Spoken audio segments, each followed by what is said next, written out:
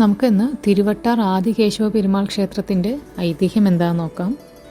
ഒരിക്കൽ ബ്രഹ്മാവ് പത്നിയായ സരസ്വതിയെ ഒഴിവാക്കിയിട്ട് ഒരു യജ്ഞം നടത്തി. ഇതിൽ കുപിതയായിട്ടുള്ള ദേവി യാഗാഗ്നിയിൽ നിന്ന് കേശി എന്നും കേശൻ എന്നും പേരുള്ള അസുരന്മാരെ സൃഷ്ടിച്ചു. 3 ലോകങ്ങളിലും പ്രശ്നങ്ങൾ സൃഷ്ടിച്ച് അവർ യഥേഷ്ടം വിരാജിച്ചു. പീഡനങ്ങളാൽ പൊറുതിമുട്ടിയ ദേവന്മാർ മഹാവിഷ്ണുവിൻ്റെ മുമ്പിലെത്തിയിട്ട് പ്രശ്നങ്ങൾ പരിഹരിക്കണമെന്ന് അഭ്യർത്ഥിച്ചു. ഭഗവാൻ കേശവ പെരുമാളിൻ്റെ രൂപം എടുത്തിട്ട് കേശനെ നേരിട്ടു. പോരാട്ടത്തിനൊടുവിൽ പെരുമാൾ കേശനെ തൂക്കിയെടുത്ത് ദൂരേക്ക് എറിഞ്ഞു. കേശൻ മഹേന്ദ്രഗിരിക്ക് മുകളിലാണ് ചെന്ന് വീണത്.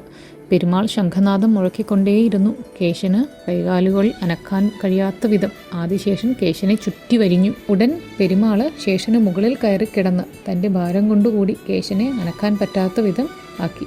കേശൻ രക്ഷപ്പെടാൻ വേണ്ടിയിട്ട് ശ്രമം ആരംഭിച്ചപ്പോൾ സുരക്ഷയ്ക്കായിട്ട് ചുറ്റും പെരുമാൾ 12 ശിവലിംഗങ്ങൾ സ്ഥാപിച്ചു. ഇതെല്ലാം പിന്നീട് പ്രശസ്തമായിട്ടുള്ള ശിവക്ഷേത്രങ്ങളായിട്ട് മാറി.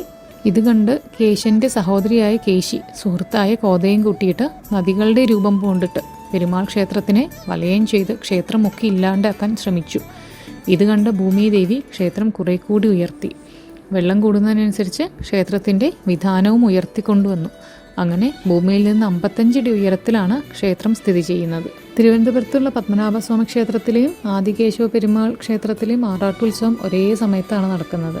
തമിഴ്നാട്ടിലെ കന്യാകുമാരി ജില്ലയിലാണ് ആദികേശവ പെരുമാൾ ക്ഷേത്രം സ്ഥിതി ചെയ്യുന്നത്.